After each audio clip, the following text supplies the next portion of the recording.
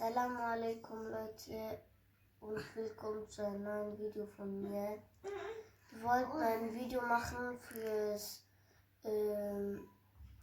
Coronavirus, also ein Dua des Schützen fürs Coronavirus. Und jetzt, wie ich gesagt habe, für Schützen des Coronavirus, also will ich euch das beibringen. Und ihr müsst diesen Dua nach den Namas früher, also wenn ihr aufsteht, im Schlaf, wann auch immer, ist egal. Hauptsache, ihr schützt euch. Ich lese es jetzt mal.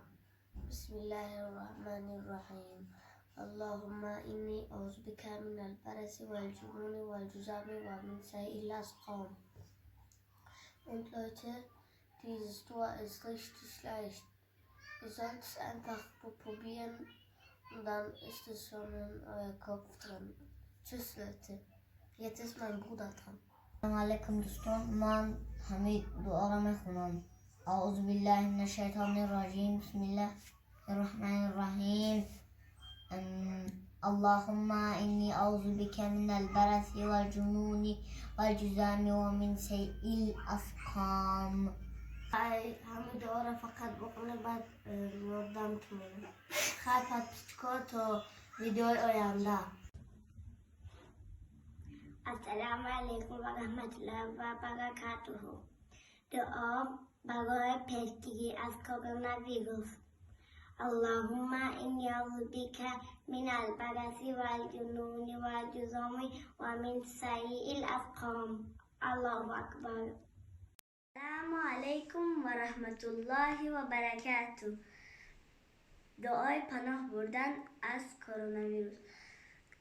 انس رضی الله عنه روایت میکند که رسول الله صلی الله علیه و سلم میگفت اللهم اینی اعوذ بک من البرص والجنون والجذام و من سیء الاسقام. پروردگارا، من به سوی تو پناه میبرم از پسی و دیوانگی و جذام و از کسلی های بد. السلام علیکم و رحمت الله و برکاته. السلام علیکم و رحمت الله و برکاته.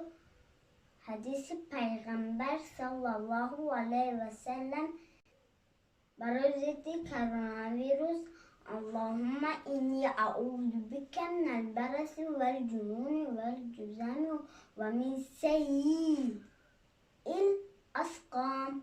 السلام علیکم و رحمت الله و برکاته.